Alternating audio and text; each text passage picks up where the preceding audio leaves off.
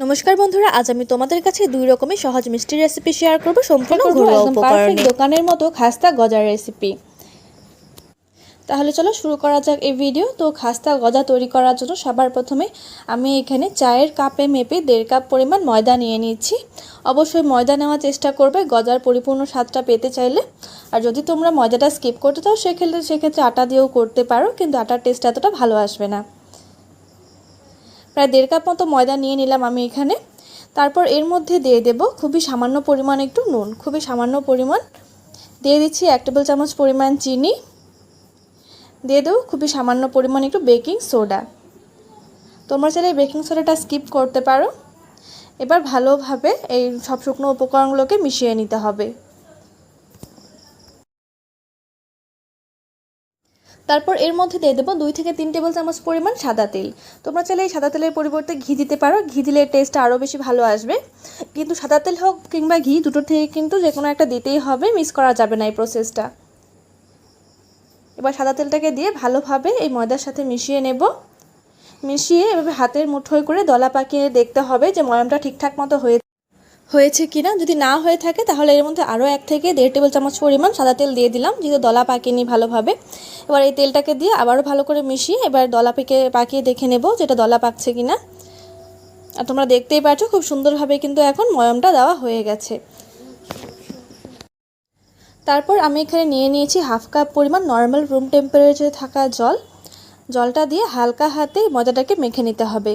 ময়দাটাকে কিন্তু অবশ্যই খুব বেশি প্রেস করে করে আমরা মাখবো না, স্মুথ করে মাখতে হবে না, জাস্ট রাফলি এই ময়দাটাকে একসাথে করে নিতে হবে। মাখার কোনো প্রয়োজন নেই প্রেস করে। আর জলের পরিমাণটাও কিন্তু খুবই অল্প করে দিতে হবে। একসাথে অনেকগুলো জল দিয়ে দিলে এই ডোটা যদি নরম হয়ে যায় সেক্ষেত্রে কিন্তু গজা পারফেক্টলি তৈরি হবে না। একটা শক্ত ডো আমাদের তৈরি করে নিতে হবে। আর তোমরা দেখতেই পাচ্ছ আমি কিন্তু এটাকে ভালোভাবে মাখছি না, জাস্ট ময়দাটাকে একসাথে গুটিয়ে নিচ্ছি। ডোটা তৈরি করা হয়ে গেছে। এবার এর মধ্যে খুবই সামান্য পরিমাণে একটু সাদা তেল দিয়ে ওপরটা হালকা হাতে একটু মাখিয়ে এটাকে ঢেকে রেখে দেবো 10 মিনিট মতো। আর এই 10 মিনিটের রেস্টে রেখে দেবো 10 মিনিটের মতো। এই 10 মিনিটের মধ্যে আমরা একটা শিরা রেডি করে নেব। তো শিরা তৈরি করার জন্য আমি এখানে 1 কাপ পরিমাণ জল নিয়েছি। খুব বেশি শিরা একটা তৈরি করব না। 1 কাপ জলের মধ্যে আমি দিয়ে দেবো 1/2 কাপ পরিমাণ চিনি। জলটা যখন হালকা ফুটে আসবে তখন এর মধ্যে দিয়ে দেবো 2টো ফাটানো এলাচ ফ্লেভারের জন্য। তোমরা চাইলে এর মধ্যে কেশরও ব্যবহার করতে পারো, কেশর দিলে কিন্তু এর ফ্লেভারটা আরও বেশি ভালো আসবে। তো এবারে চিনি আর জলটাকে একসাথে বেশ ভালো করে ফুটিয়ে নিতে হবে, যতক্ষণ না পর্যন্ত এই জল আর চিনিটা মিক্স হয়ে একটা আঠালো ভাব না হয়ে যাচ্ছে। চিনি আর জল একসাথে ফুটে উঠেছে এবং কিন্তু অনেকটাই ঘন হয়ে গেছে আগের তুলনায়।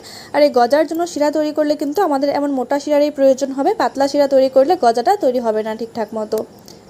একদম পুরো জলটা আঠালো হয়ে গেছে। এ পর্যায়ে আমরা গ্যাসের ফ্লেমটা অফ করে দেব।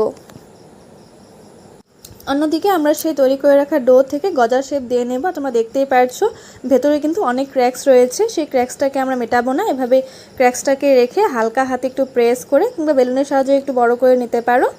তারপর একটা ছুরির মাধ্যমে চৌকো চৌকো শেপ করে কেটে নেব। এভাবে চৌকো চৌকো শেপ করে কেটে নেবার পর আমরা অন্যদিকে সামান্য একটু তেল গরম হওয়ার জন্য বসিয়ে দিয়েছি। আর তেলটাকে কিন্তু খুব বেশি গরম করব না প্রথম অবস্থায়। হালকা যখন তেলটা গরম হয়ে আসবে তখন আমরা এক এক করে এই গজাগুলো এর মধ্যে দিয়ে দেব। দিয়ে মিডিয়াম ফ্লেমে ভালো করে ভেজে নিতে হবে। এই গজাগুলো এক পিঠ ভাজা হয়ে গেলে আমরা আরেক পিঠ উল্টে দেবো। আর তোমরা দেখতেই পাচ্ছ খুব সুন্দর কিন্তু ক্র্যাক্স চলে এসেছে এই গজার মধ্যে, সাধারণত যেমনটা দোকানের গজার মধ্যে দেখতে পাওয়া যায়। যখন এভাবে দুপিটেই ভালোভাবে কালার চলে আসবে তখন আমরা গ্যাসের ফ্লেমটা হালকা একটু বাড়িয়ে বেশ লালচে করে ভেজে নিতে হবে একটু কালারের জন্য। প্রথম অবস্থায় কিন্তু অবশ্যই মিডিয়াম আঁচে ভাজতে হবে, না হলে ওপরটা খুব তাড়াতাড়ি কালার চলে আসবে এবং ভেতরটা কিন্তু কাঁচা থেকে যাবে। গজাগুলো দুপিট ভালো করে ভাজা হয়ে যাওয়ার পর আমি সেটাকে উঠিয়ে নিয়েছিলাম। এবার এই শিরার মধ্যে গরম গরম গজাগুলোই কিন্তু দিয়ে দিতে হবে। যে কোনো একটা গরম থাকতে হবে, হয়তো গজা না হয়তো শিরা। তো শিরাটা যেহেতু আমরা আগে তৈরি করেছিলাম তাই শিরাটা হালকা ঠান্ডা হয়ে গেছে, কিন্তু গজাগুলো একদম পুরো গরম রয়েছে। এবার এই গরম গজাগুলো এই শিরার মধ্যে দিয়ে দেব। দিয়ে একটা চামচের মাধ্যমে 1 থেকে 2 মিনিট মতো একটু এই শিরার মধ্যে নাড়াচাড়া করে নেব। গজাগুলোকে নাড়াচাড়া করে সাথে সাথে কিন্তু এই গজাগুলোকে তুলে নেব। খুব বেশি সময় ধরে এই শিরার মধ্যে যদি গজাগুলোকে রেখে দিই তাহলে কিন্তু গজাগুলো একদম পুরো নরম হয়ে যাবে, খাস্তা হবে না। তো তোমাদের এই ভিডিওটি কেমন লাগলো অবশ্যই আমাকে কমেন্টস করে জানিও। ভালো লাগলে চ্যানেলটিকে সাবস্ক্রাইব করে ভিডিওটিতে লাইক করে দিও। শুধুমাত্র 10 টাকার গুঁড়ো দুধের প্যাকেট দিয়ে তুলতুলে নরম রসমলাইয়ের রেসিপি শেয়ার করব।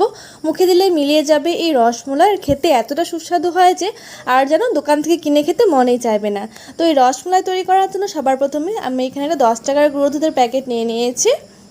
তোমরা চাইলে দুধের পরিমাণটা বাড়িয়ে কিংবা কমিয়েও নিতে পারো। ভিডিওটি অবশ্যই সম্পূর্ণ দেখার জন্য অনুরোধ রইল।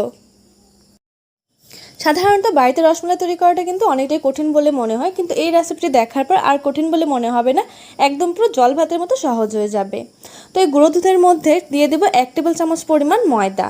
এটা দিয়েছি যাতে রসমালাইগুলোর মধ্যে একটু টান ধরবে, কারণ শুধু মিল্ক পাউডার দিয়ে করলে এটা দুধে দিলে একদম পুরো গলে যাবে, তাই মিল্ক পাউডারের মধ্যে দিয়ে দিলাম 1 টেবিল চামচ পরিমাণ ময়দা। এটা অবশ্যই দিতে হবে এর মধ্যে, আর খুব বেশি দেবে না, খুব বেশি দিলে কিন্তু রসমালাইগুলো শক্ত হয়ে যাবে। তারপর এর মধ্যে দিয়ে দিচ্ছি 1/2 টেবিল চামচ পরিমাণ বেকিং পাউডার। তোমাদের কাছে যদি বেকিং পাউডারটা অ্যাভেলেবেল না থাকে তো সেক্ষেত্রে তোমরা যে ইনো ছোটো প্যাকেটগুলো পাওয়া যায় সেই প্যাকেটটাও কিন্তু ব্যবহার করতে পারো, এর মধ্যে সেম রেজাল্ট পাবে তোমরা। বেকিং পাউডারটাকে ভালো করে মিশিয়ে নিলাম এই গুঁড়ো দুধ আর ময়দার সাথে। সাধারণত হোটেল কিংবা রেস্টুরেন্টে রসমালাইগুলো নরম তুলতুলে এবং সফট করার জন্য একটা বিশেষ ধরনের পাউডার ব্যবহার করা হয়, কিন্তু সেই পাউডার কিন্তু আমাদের প্রত্যেকের বাড়িতে থাকে না।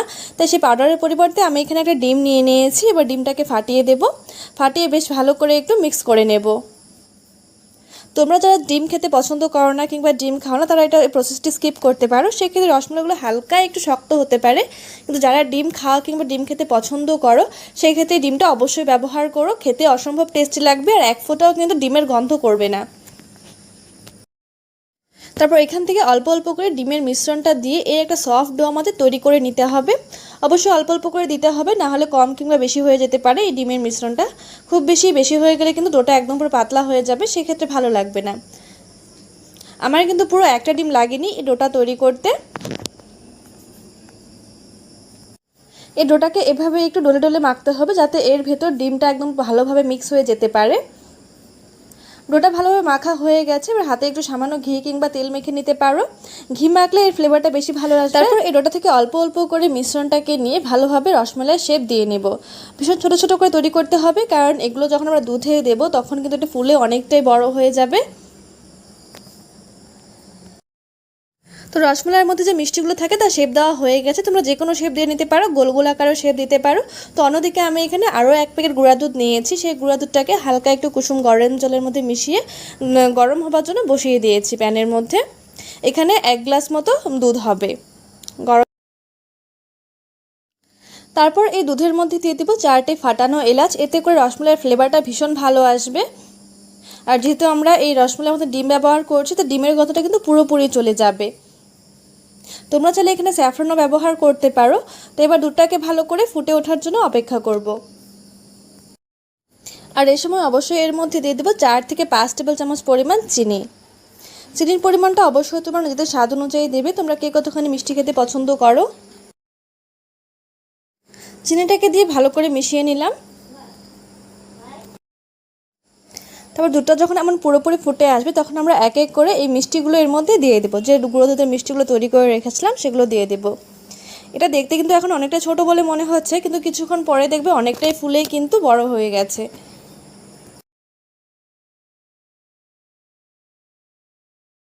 মিষ্টিগুলো দেওয়া মাত্রই দেখো অনেকটাই ফুলে বড় হয়ে গেছে, তোমরা দেখতেই পারছো এর আকারগুলো কতটা বড় হয়েছে।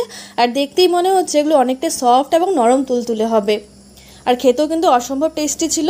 তো তোমাদের এই রেসিপিটি কেমন লাগলো অবশ্যই আমাকে কমেন্টস করে জানিও।